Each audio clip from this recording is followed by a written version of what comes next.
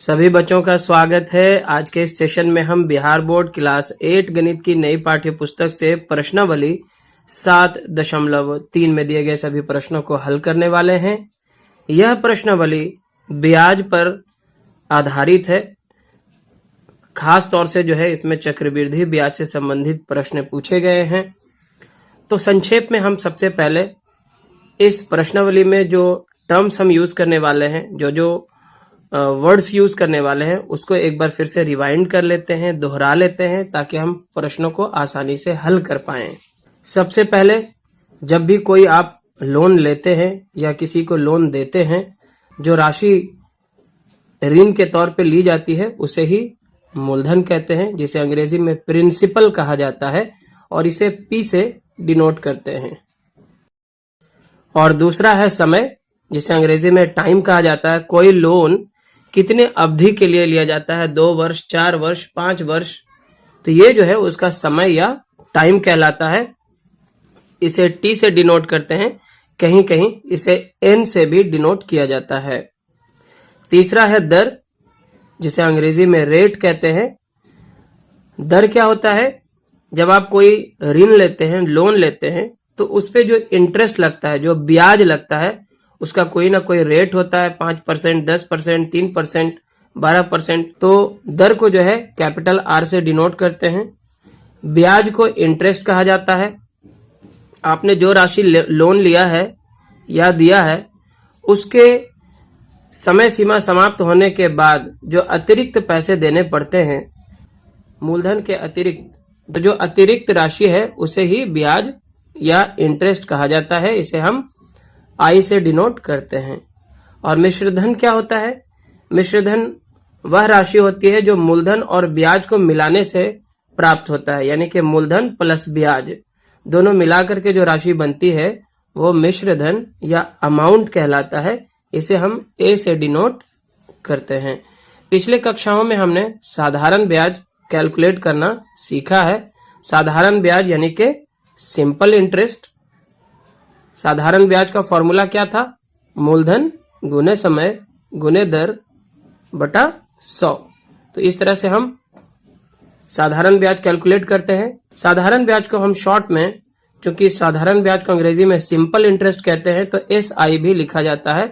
और मूलधन को P यानी कि प्रिंसिपल, दर को R यानी कि रेट, और समय को T, ठीक है, बटा 100। ये हमारा साधारण ब्याज का फॉर्मूला था। मिश्रधन यानी कि अमाउंट क्या होता है? मिश्रधन जो है मूलधन में ब्याज को मिला देने से प्राप्त होता है। तो मिश्रधन बराबर होगा मूलधन प्लस ब्याज। मिश्रधन को अमाउंट यानी कि ए कहा जाता है, और मूलधन को प्रिंसिपल यानी कि पी, और ब्याज को इंटरेस्ट यानी कि आई। तो ए बराबर पी प्लस आई भी लिखा जाता है। और इस प्रश्नावली में खास तौर से जो ब्याज कैलकुलेट होने वाला है वो चक्रवृद्धि ब्याज, जिसको हम कंपाउंड इंटरेस्ट या CI कहते हैं। कंपाउंड इंटरेस्ट क्या होता है? देखिए, साधारण ब्याज में क्या होता है कि जिस अमाउंट आप लोन के तौर पे लेते हैं या देते हैं, उस पे प्रति वर्ष जो ब्याज कैलकुलेट होता है वो मूलधन पे ही होता है, जो शुरू में मूलधन होता है। हर वर्ष उतना ही अमाउंट पे, मान लिया जाए आप 1 लाख लोन लेते हैं, तो पहले साल भी 1 लाख पे ही जो रेट होगा, मान लिया 10% है, तो 1 लाख पे ही 10% होगा। दूसरे साल भी 10% ही, 1 लाख पे ही 10% आपको देना पड़ेगा। लेकिन चक्रवृद्धि ब्याज में क्या होता है? प्रथम वर्ष मान लिया जाए 1 लाख के ऊपर आपका 10% ब्याज है, तो 1 साल के बाद 1 लाख का 10% जो है 10,000 होता है। तो अगले वर्ष जो है मूलधन क्या होगा? 1 लाख प्लस 10,000, यानी कि 1,10,000 मूलधन हो जाएगा। और अब जो 10% कैलकुलेट होगा वो 1 लाख पे नहीं, बल्कि 1,10,000 पे कैलकुलेट होगा, 10%। और अगले वर्ष जो है ब्याज जो है, चूंकि 1,10,000 हो गया है, तो ये 11,000 जो है 10% के हिसाब से कैलकुलेट होके आएगा। तो इस तरह से चक्रवृद्धि ब्याज कैलकुलेट किया जाता है। हर साल जो है ब्याज मूलधन में ऐड होते चला जाएगा, ठीक है, तो ब्याज की राशि बढ़ती जाएगी। तो जब ब्याज चक्रवृद्धि ब्याज के तौर पे संयोजित हो, कैलकुलेट हो, तो मिश्र धन बराबर क्या होता है, एक फॉर्मूला होगा जो बार बार इस प्रश्नावली में यूज करना है। ये फॉर्मूला होता है मिश्र धन बराबर, जब चक्रवृद्धि ब्याज के हिसाब से कैलकुलेट करना है तो मूलधन ब्रैकेट के अंदर में गुना 1 प्लस दर बटा 100 और ब्रैकेट के ऊपर में समय पावर के तौर पे, या शॉर्ट में हम इसे लिखते हैं ए बराबर पी इंटू 1 प्लस आर बटा 100 और ओवरऑल पावर जो है टी। और वहीं चक्रवृद्धि ब्याज बराबर क्या होगा, मिश्र धन माइनस मूलधन, यानी कि सी आई बराबर ए माइनस पी। तो आपको ये वाला फॉर्मूला बहुत अच्छे से समझ लेना है। मिश्र धन बराबर होता है मूलधन गुने 1 प्लस दर बटा 100 पे पावर समय। ठीक है, ये बार बार यूज होना है, तो इसे आप ध्यान से पढ़ लें। आपको प्रश्न में इन सारे ऑप्शंस में से कोई एक निकालना होगा, किसी में मिश्र धन निकालना होगा, किसी में मूलधन निकालना होगा। तो इसी से रिलेटेड जो है, इसी फॉर्मूला से रिलेटेड प्रश्न है। आइए एक एक करके प्रश्नावली में दिए गए सभी प्रश्नों को हल करते हैं। पहला प्रश्न है 5% वार्षिक दर से बढ़ते हुए वर्ष 2003 के अंत में एक स्थान की जनसंख्या 54,000 हो गई। निम्नलिखित को ज्ञात कीजिए। पहला नंबर है वर्ष 2001 में जनसंख्या। तो यहाँ पे देखिए जो जो चीज पहले दी गई है इंफॉर्मेशन उसे लिख लेते हैं।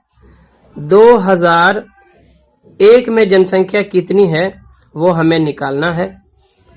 2003 में जो जनसंख्या दी गई है वो कितनी है, 54,000। ठीक है, 54,000 जनसंख्या है 2003 में। तो इस प्रकार यहाँ पे जो हमारा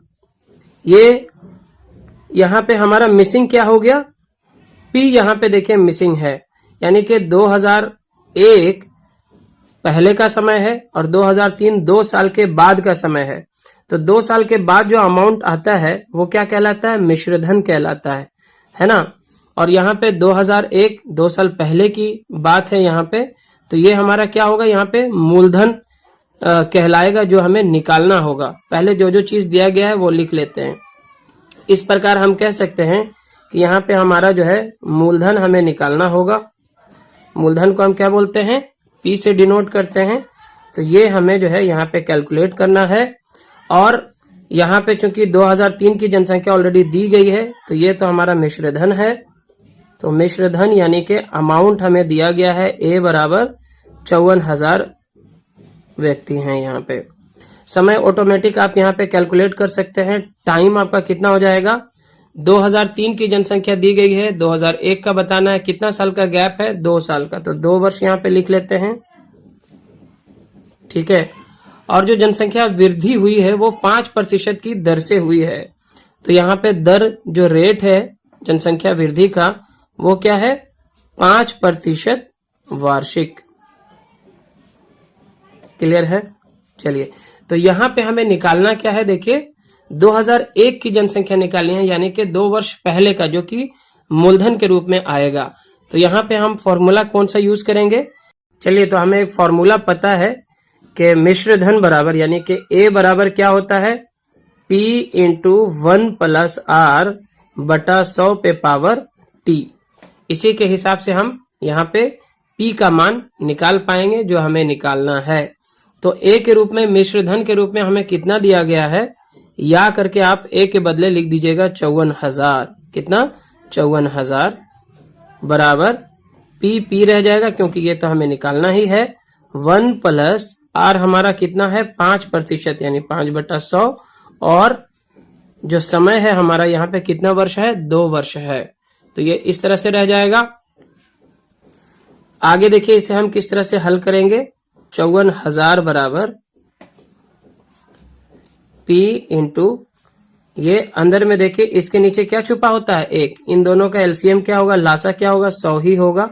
1 से ये 100 बार में कटेगा, तो 100 में 1 से गुना करेंगे तो 100 ही रहेगा, 100 इकाई 100, और 100 इकाई 100 है तो 5 इकाई 5 ही रह जाएगा। इतना पे पावर क्या है, 2 है। या आगे बढ़ते जाएं, 54,000 बराबर हो जाएगा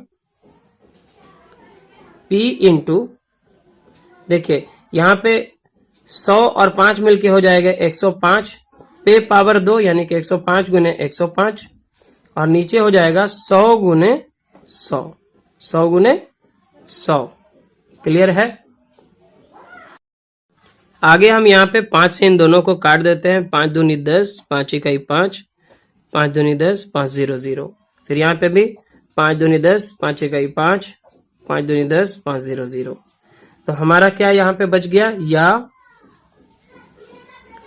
P गुने 21 गुने 21 इतना हो जाएगा। ऊपर में देखिए तिर्यक गुणन करने पर इसके नीचे अगर आप 1 ले लें तो P गुने 21 आ गया, बराबर यहाँ पे क्या होगा 54,000 गुने 20 गुने 20। ठीक है। इस तरह से जब हम P का मान निकालेंगे, इसलिए P बराबर जो हमारा होगा वो क्या होगा 54,000 गुना 20 गुना 20 बटा 21 गुना 21।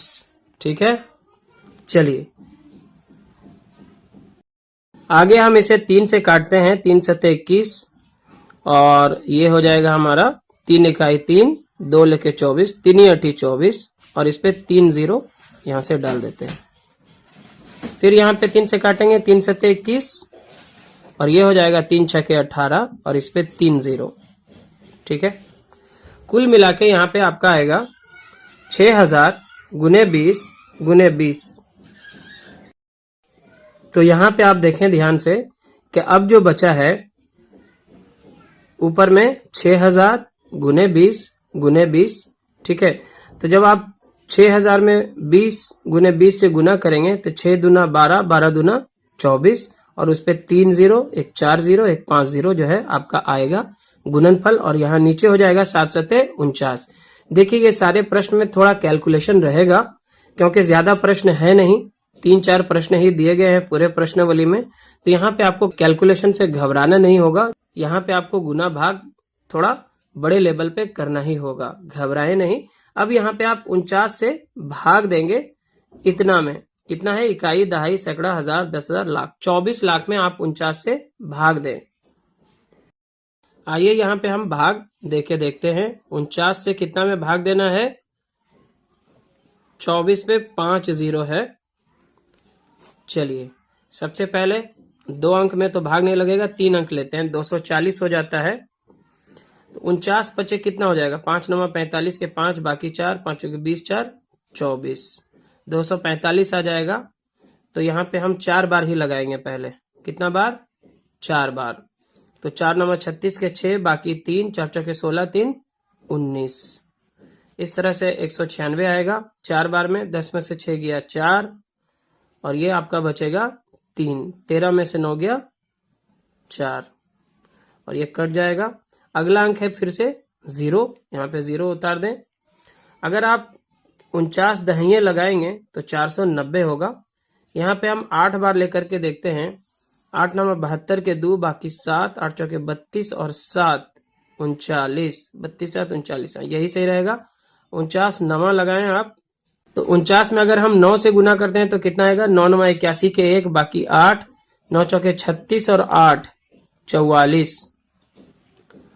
तो थोड़ा ज्यादा हो जा रहा है इसलिए हम 8 बार ही यहाँ पे भाग लगाएंगे। तो कितना होगा, 8 9 72 के 2 बाकी 7, 8 चौके 32 और 7 39, 392 आता है। 10 में से 2 गया 8 और यहाँ पे 13 में से 9 गया 4, 48 बचता है। शेष हमेशा जो है भाजक से छोटा होना चाहिए, तो ये बिल्कुल सही है। अब जो है फिर से हम ये वाला 0 उतारेंगे तो 480 हो जाता है ये।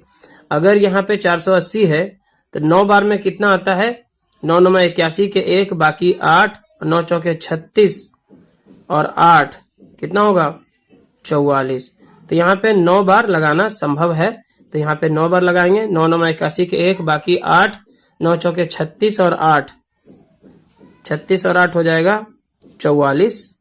चलिए तो 10 में से 1 गया 9, ये 7 हो गया, 7 में से 4 गया 3 और ये कट जाएगा। इस बार फिर से हम 0 उतारेंगे। देखिए यहाँ पे हम एक बार 8 बार लगा चुके हैं, 392 आया था, यहाँ पे 390 है। तो इस बार हमें 7 बार ही लगाना पड़ेगा। तो 7 नंबर 63 के 3 बाकी 6 और 7 चौके 28 6 34 होता है। इतना आएगा। 10 में से 3 गया 7, ये 8 हो जाएगा। 8 में से 4 गया 4, 47 बचता है यहाँ पे, ये कट जाएगा। अब अंतिम वाला 0 उतारेंगे आप तो ये 470 हो जाता है। यहाँ पे हम क्या करेंगे, 49 दहिये हो जाएगा 490, तो नमा लगाएंगे। कितना लगाएंगे, नमा। तो 9 बार में कितना होता है, यहाँ पे हम कहीं पे डाल चुके हैं, 441 होता है। कितना होता है, 441। तो यहाँ हमारा बचेगा 10 में से 1 गया 9 और ये हो जाएगा 6, 6 में से 4 गया 2, ये कट जाएगा। अब हमारे पास यहाँ पे उतारने के लिए तो कुछ और नंबर्स बचे नहीं है, कोई संख्या नहीं है, तो यहाँ पे हम पॉइंट डाल लेंगे। पॉइंट डालने के बाद यहाँ पे 1 0 आप लेकर आ सकते हैं। तो यहाँ पे 49 में 5 से गुना करेंगे इस बार हम, 49 पचे, तो 49 पचे कितना होगा, 5 नंबर 45 के 5 बाकी 4 और 5 चौके 20 4 24, 245 होगा। यहाँ पे अब कितना होगा, 10 में से 5 गया 5 और ये बचेगा 8, 8 में से 4 गया 4, ये कट जाएगा। 1 0 आप खुद से ला सकते हैं। तो इस बार फिर जो है 9 बार लगेगा, 9 बार भाग लगाएंगे तो 49 नमा कितना होता है, 441 होता है, 441। तो 10 में से 1 गया 9, ठीक है, और ये हो जाएगा 4 में से 4 गया कट गया, ये भी कट गया। तो कुल मिला के जो है हमारा भाग करने के बाद यहाँ पे आता है इतना 48,979.59। तो यहाँ पे चूंकि हमें जनसंख्या कैलकुलेट करना है तो जनसंख्या कभी भी पॉइंट में नहीं हो सकता है, हाँ रुपया पैसा हो सकता है। तो यहाँ पे हम इसको लिख देंगे 48,980, क्योंकि पॉइंट के बाद आधा से ज्यादा है, 59 है, तो इसको हम एक और राउंड करके 80 मान लेते हैं। तो 48,980 लगभग जो है ये जनसंख्या रही होगी 2001 में। तो ये हमारा बनेगा यहाँ पे आंसर पहला नंबर का।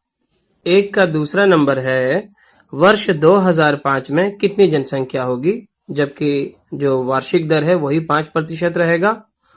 और यहाँ पे जनसंख्या जो है हमें 2003 का पता है और 2 वर्ष के बाद का पता लगाना है, यानी कि हमें मूलधन यहाँ पे दिया गया है और इस बार हमें मिश्रधन निकालना होगा। समय वही होगा 2003 से 2005 का निकालना, यानी 2 वर्ष ही होगा। तो इसे हम इस प्रकार पहले लिख लेते हैं। 2003 में जो जनसंख्या है यानी कि जो मूलधन है वो है 54,000, दर यानी कि आर रेट 5% वार्षिक, और यहाँ पे जो है समय दिया गया है 2 वर्ष। और 2005 में जो जनसंख्या होगी वो मिश्रधन यानी कि ए कहलाएगा, जो हमें निकालना है। फॉर्मूला हमें पता है, मिश्रधन बराबर मूलधन गुने 1 प्लस दर बटा 100 पे पावर समय, यानी कि ए बराबर P into 1 plus R by 100 पे पावर टी। तो बाकी का सारा जो भी नंबर हमें दिया गया है यहाँ पे पुट कर लेना है। पी हमें पता है कितना है, 54,000, तो यहाँ पे पी के जगह पे क्या लिखेंगे आप, 54,000, ठीक है, इंटू 1 तो 1 है, आर हमारा कितना था 5%, तो 5% है यानी कि 5/100, और समय हमारा है 2 वर्ष ही होगा क्योंकि 2003 से लेके 2005 का निकालना है, 2 वर्षों का ही गैप है। आगे इसे आपको हल करना होगा। तो देखिए यहाँ पे क्या होते जाएगा, 54,000 और इसके अंदर अगर आप देखेंगे तो 100 आपका एलसीएम आएगा। इसके नीचे आप 1 ले लें तो 1 से ये 100 बार में कटेगा, तो 100 से 1 में गुना करेंगे तो 100 ही रह जाएगा, प्लस 100 इकाई 100 तो 5 इकाई 5, और इतना पे पावर 2 हो जाएगा। बराबर क्या होगा, 54,000 गुना 100 और 5 मिलके 105 बटा 100। अब चूंकि दोनों पे पावर 2 है तो ये दोनों को हम 2-2 बार लिख सकते हैं। चलिए अब यहाँ पे देखिए, इससे 2 0 और इसका 2 0 कट कर लेते हैं। यहां से इसका 1 0 और इसका भी 1 0 कट कर लेते हैं। अब हम इसे काटेंगे 5 से, 5 दूना 10 अब 5 इकाई 5, 21 पचे 105 चला गया और ये 5 दूना 10। अब ध्यान से अगर देखें तो 2 से ये भी पूरा पूरा कट जाएगा 54, 2 इकाई 2 और 27 दूना 54। अब बचा क्या आपके पास? अब आपके पास बचता है 27 गुना 105 गुना 21। ये तीनों को आप गुना कर लें, आपका 2005 में क्या जनसंख्या होगा पता चल जाएगा। तो सबसे पहले यहाँ पे देखिए 105 से गुना करते हैं कितना में? 27 में। चलिए 7 पचे 35 के 5 बाकी 3, 700 में 3 मिलाएंगे तो 3 आ जाएगा, 7 इकाई 7। 2 पचे 10 के 0 बाकी 1, 2 में 0 से करेंगे 0, 1 उतर जाएगा, 2 इकाई 2। कितना आ गया? 5 3 7 1 8 और ये 2, 2835। अब हम इसमें 21 से गुना करेंगे, कितना से? 21 से। चलिए अब 21 से गुना करेंगे तो 1 पचे 5, 1 तिया 3, 1 अठी 8, 1 दूना 2। अब 2 से करेंगे, 2 पचे 10 के 0 बाकी 1, 2 तिया 6 1 7, 2 अठी 16 के 6 बाकी 1, 2 दूना 4 1 5। तो ये 5, ये 3, 8 7 15 के 5 बाकी 1, 6 2 8 1 9 और ये 5। कितना हो जाएगा? 59,535। ये जो है वर्ष 2005 में जनसंख्या हो जाएगी। वर्ष 2005 में जनसंख्या। तो ये हमारा उत्तर आ चुका है। यहाँ पे आसानी से आप एक फॉर्मूला को समझ लें, सारे प्रश्न आसानी से हल होते चले जाएंगे। क्लियर है? दूसरा प्रश्न है, एक प्रयोगशाला में किसी निश्चित प्रयोग में बैक्टीरिया की संख्या 2.5% प्रति घंटे की दर से बढ़ रही है। यदि प्रयोग के शुरू में बैक्टीरिया की संख्या 5,06,000 थी तो 2 घंटे के अंत में बैक्टीरिया की संख्या ज्ञात कीजिए। अब यहाँ पे हमें पहले से ही बताया गया है कि प्रयोग शुरू होने से पहले जो बैक्टीरिया की संख्या थी वो 5,06,000 थी। तो हम यहाँ पे लिखेंगे प्रयोग के शुरू में बैक्टीरिया की संख्या यानी कि मूलधन बराबर P बराबर जो है 5,06,000। दर क्या है इसका? जो इसकी जो बढ़ोतरी हो रही है वो है 2.5% प्रति घंटे की रफ्तार से जो है बैक्टीरिया की जनसंख्या बढ़ती जा रही है। और हमसे पूछा गया है कि 2 घंटे के अंत में जो है बैक्टीरिया की संख्या बढ़कर कितनी हो जाएगी। तो समय हमारे पास 2 घंटे है और चूंकि परसेंट जो है जो दर दिया गया है वो भी प्रति घंटा ही दिया गया है, तो हमें 2 घंटे के पश्चात जो बैक्टीरिया की संख्या यानी कि मिश्र धन जो है ए के रूप में, अमाउंट के रूप में बताना है। तो यहाँ पे सारी चीजें हम लिख चुके हैं। अब फॉर्मूला हम लोगों को पता ही है, ए बराबर होता है, क्या होता है? P इंटू 1 + R/100 पे पावर T। तो यहाँ पे हमें ए ही निकालना है, 2 घंटे के बाद जो है बैक्टीरिया की संख्या ही निकालना है, मिश्र धन ही निकालना है। तो बाकी को बैठा देंगे। P हमारा यहाँ पे दिया हुआ था 5,06,000, 5,06,000 दिया हुआ है। और यहाँ पे गुना में 1 + R हमारा है 2.5/100 और समय हमारा है 2 घंटे, तो पावर 2 हो जाएगा। बाकी पहले की तरह ही इसे हल करते चलेंगे। बराबर है देखिए 5,06,000, ठीक है। यहाँ पे देखिए 100 होगा एलसीएम के तौर पे। यहाँ पे अगर 1 ले लें तो 1 से 100 बार में कटेगा, तो ये 100 से गुना होगा 1 में, तो 100 इकाई 100 ही रह जाएगा, प्लस 100 इकाई 100 तो 2.5 में 1 से गुना होगा तो इतना ही रह जाएगा। और इन सब पे पावर कितना है? 2 है। बराबर हम क्या लिखेंगे? 5,06,000, ठीक है।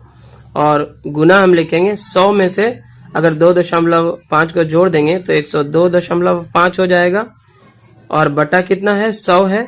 अब चूंकि ये पावर 2 भी है तो दोनों पे ही पावर 2 है, यानी कि ये दोनों 2 बार लिखाएगा। तो 102.5 यहाँ पे भी और यहाँ पे भी 100 हो जाएगा। अब ध्यान से देखें आप, इस दशमलव को अगर आप हटाते हैं तो यहाँ पे 10 और बढ़ जाएगा गुना के तौर पे। गुना यहाँ ले लेते हैं, यहाँ पे भी 10 और बढ़ जाएगा, ठीक है। अब जो है ये 1025 हो चुका है, ये भी 1025 हो चुका है। और नीचे है 100 गुने 10 गुने 100 गुने 10। ध्यान से देख लें, आसानी से हो जाएगा। यहाँ पे देखिए 3 जीरो काट देते हैं, ये 100 चला जाएगा 2 जीरो और 10 चला जाएगा 1 जीरो, यानी कि केवल एक एक इसमें से रह गया। अब यहाँ पे हमारा क्या क्या बच रहा है उसको साफ से पहले नीचे लिखते हैं। 506 यहाँ पे बचा, वहां बचता है 1025 गुने 1025 और नीचे हमारा बचा है 100 गुने 10, 100 गुने 10 बचा हुआ है, ये 100 और ये 10। ठीक है, अब आप इसको काटिए। तो 25 से मैं इसको काटता हूं, 25 चौके 100 और यहाँ पे भी 25 चौके 100 पहले लगाएंगे तो 102 में से 100 जाएगा तो 2 बचेगा, 2 पर 5 25, 25 इकाई 25, यानी 41 में अगर आप 25 से गुना करोगे तो आपका आ जाएगा 1025 और 4 में अगर आप 25 से गुना करोगे तो 100 हो जाएगा। तो इस तरह से ये कट गया। अब आते हैं 5 से, फिर इसको काटते हैं। देखिए 5 दूना 10 और यहाँ पे काटते हैं 5 दूना 10, 2 उतारेंगे तो भाग नहीं लगेगा, पहले 0 देना होगा, फिर 5 उतारेंगे, 5 पचे 25, यानी 205 पचे होता है 1025। ये तो आप समझ ही गए होंगे। अब 2 से इसको काटते हैं, 2 इकाई 2 और 25 दूना 50 और 2 तिया के 6। क्लियर है। अब क्या क्या बचा, थोड़ा सा कैलकुलेशन यहाँ पे आपको करना होगा, घबराना नहीं है, टेक इट इजी। कितना बचा, 253 गुने 41 गुने 205। ठीक है, 3 ही 4 क्वेश्चन तो है, आप बार बार इसे बनाएंगे तो आसानी से समझ में आ जाएगा। अब नीचे क्या है, बटे 4। ठीक है, अब हम क्या करेंगे, ऊपर में दी गई सभी संख्याओं को गुना करके उसमें 4 से भाग लगाना पड़ेगा। चलिए, तो पहले हम 253 में 41 से गुना कर लेते हैं। 253 में 41 से, 1 तिया 3, 1 पचे 5, 1 दूना 2, 4 तिया 12 के 2 बाकी 1, 4 पचे 20, 1 21 के 1 बाकी 2, 4 दूनी 8 2 10, 3 5 2 7, 2 1 3 0 और 1। अब फिर इसमें 205 से गुना करेंगे। 5 तिया 15 के 5 बाकी 1, 5 सत्ते 35, 1 36 के 6 बाकी 3, 5 तिया 15, 3 18 के 8 बाकी 1, 5 0 0 में 1 मिलाएंगे तो 1 आ जाएगा। फिर 5 इकाई 5, 0 से 5 संख्याओं में गुना होगा तो 5 बार 0 देके आप यहाँ पे आगे बढ़ सकते हैं। फिर देखिए 2 तिया 6, 2 सत्ते 14 के 4 बाकी 1, 2 तिया 6, कितना हो जाएगा 7 और 2 0 0, 2 इकाई 2, सबको जोड़ लें तो यहाँ पे हो जाएगा 5 6, 8 6 14 के 4 बाकी 1, 4 1 5, 5 में 1 मिलाएंगे 6। ठीक है, और 7 5 12 के 2 बाकी 1, यहाँ पे 1 उतार लेंगे, 0 0 0 है, 1 उसमें जोड़ेंगे जो बाकी था और ये 2, तो यहाँ पे कुल मिला के आपका आ जाता है 2 1 2 6 4 6 5, भागा कितना है 4। ठीक है, इतना आ रहा है आपका। अब आप जब इसमें 4 से भाग लगाएंगे तो आप देख पाएंगे कि कितना आता है। आइए अब हम इसमें भाग लगाते हैं 4 से। 4 पचे 20। ठीक है, यहां तक हो गया हमारा, 1 बचेगा, ये कट गया। अब 2 उतारेंगे, 4 तिया के 12 कट गया। अब ये 6 उतारेंगे यहाँ पे आप, 4 इकाई 4, 6 में से 4 गया, 2 बचेगा। अब ये 4 आप उतारेंगे। ठीक है, 4 छके 24। ठीक है, ये भी कट गया। अब क्या उतारेंगे 6, 4 इकाई 4, 2 यहां बचेगा। ठीक है, अब क्या बचा है 5, तो यहाँ पे 5 उतार देंगे, 4 छके 24, 1 बच गया। ठीक है, अब आगे कोई संख्या है नहीं तो यहाँ पे आप दशमलव लगा सकते हैं। ठीक है, अब ये क्या हो जाएगा 0, तो 4 दूना 8 होता है, 2 बचेगा, दशमलव दिया हुआ है, 1 0 अपने मन से आप बैठा सकते हैं। और फिर 4 पचे क्या हो जाएगा 20, पूरा का पूरा यहाँ पे कट गया। इस तरह से जो आंसर निकल के आता है, देखिए 5,31,616। 0.25 नहीं लिखते हैं, यहाँ पे राउंड में ही रहने देते हैं, तो ये लगभग में इतना आंसर आ जाएगा। ठीक है, तो 2 घंटे के बाद जो है बैक्टीरिया की जो जनसंख्या है बढ़ करके कितना हो जाएगी, 5,31,616 लगभग में। तो ये हमारा आंसर हो जाएगा। क्लियर है। प्रश्न संख्या 3 है, एक स्कूटर 42,000 रुपए में खरीदा गया, 8% वार्षिक दर से इसके मूल्य का अवमूल्यन हो गया, यानी कि डेप्रिसिएशन हो रहा है। हर साल इसकी वैल्यू क्या होती जाएगी, जैसे जैसे यूज होता जाएगा इसकी वैल्यू घटती जाएगी। तो 1 वर्ष के बाद स्कूटर का मूल्य ज्ञात कीजिए। आइए इस प्रश्न को हल करते हैं। यहाँ पे हमें स्कूटर का जो मूल्य अभी प्रेजेंट में दिया गया है 42,000 रुपया है, तो ये हमारा मूलधन हो जाएगा। मूलधन को हम प्रिंसिपल यानी कि पी से डिनोट करते हैं, जो कि है 42,000 रुपया एट प्रेजेंट। ठीक है, इतना है अभी। इस पे जो अवमूल्यन होगा, इसकी जो वैल्यू घटेगी, अवमूल्यन का जो दर है, अवमूल्यन यानी कि डेप्रिसिएशन कहलाता है, अवमूल्यन का दर या रेट हम लिखेंगे आर, कितना है 8% वार्षिक। ठीक है, 1 साल के बाद इसका जो दाम है 8% घट जाएगा। ठीक है ना, तो यहाँ पे समय हमारा दिया गया है 1 वर्ष ही दिया गया है, क्योंकि पूछ रहा है कि 1 वर्ष के बाद स्कूटर का मूल्य ज्ञात कीजिए, कितना घट के हो जाएगा। तो समय हमारा यहाँ पे 1 वर्ष ही दिया गया है, और समय को आप क्या लिखते हैं, टी से डिनोट करते हैं, टी से। यहाँ पे आप साधारण ब्याज के हिसाब से ही पहले 1 साल का ब्याज यहाँ पे निकालेंगे। क्या निकालेंगे, ब्याज या इंटरेस्ट। क्या है यहाँ पे ब्याज निकालने का, साधारण ब्याज निकालने का सूत्र क्या था, मूलधन गुने समय गुने दर बटा 100, पी गुने आर गुने टी बटे 100। ठीक है, अब बाकी चीजों को यहाँ पे आप डाल दीजिए। मूलधन आपका कितना था, 42,000 था। रेट कितना है, 8 है, 8%, तो 8 और समय एक ही है, तो इतना ही रहेगा बटा 100। 2 0 से 2 0 इसका काट दीजिए। ठीक है, तो 420 गुना 8 रह जाता है, जो कि हो जाएगा कितना, 1 से गुना करने में तो कोई अंतर नहीं आता है, तो 8 से गुना करेंगे 420 में, 8 0 0, 8 दूनी 16 के 6 बाकी 1, 8 चौके 32 1 33, 3,360 रुपए जो है इसका 1 साल का अवमूल्यन होता है, जो यहाँ पे हम ब्याज के तौर पे निकाले हैं। यानी कि 1 वर्ष में 8% की दर से जो इसकी दाम घटेगी वो कितना होगा, 1 साल में 3,360 रुपया कम हो जाएगा। तो 1 वर्ष के बाद हम बताएंगे, 1 वर्ष के बाद स्कूटर का मूल्य बराबर, स्कूटर का मूल्य बराबर, पहले कितना था, 1 साल पहले जब नया खरीदा गया था तो था 42,000 रुपया।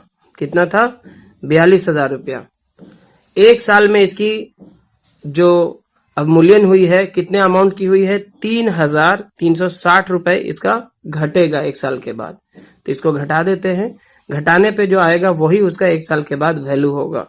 तो यहाँ पे हो जाएगा 0 में से 0 गया 0, और ये 10 बनेगा, 10 में से 6 गया तो 4, ये 9 बनेगा, 9 में से 3 गया 6, ये 1 है तो 11 बनेगा, 11 में से 3 गया 8, और ये 3 बचेगा। कितना बचेगा, 3। यानी कि 1 साल के बाद वो 42,000 रुपया से घट के 38,640 रुपए का रह जाएगा। तो यही आपका आंसर होगा। ज्यादा प्रश्न है नहीं, केवल 3 प्रश्न हैं। इनको आप बार बार बनाएं, कैलकुलेशन को बार बार करें, आपको आसानी से समझ आ जाएगा। साथ ही साथ आप इसके उदाहरण में दिए गए सभी प्रश्नों को भी हल करें, क्योंकि एग्जाम्स में वहां से भी प्रश्न पूछे जाते हैं। वीडियो लेसन अगर आपको हेल्पफुल लगा, अच्छा लगा, तो जरूर से इसे लाइक करें, शेयर करें अपने सभी दोस्तों के साथ। और चैनल पे नए हैं या चैनल को आपने अभी तक सब्सक्राइब नहीं किया है तो सब्सक्राइब जरूर करें। धन्यवाद।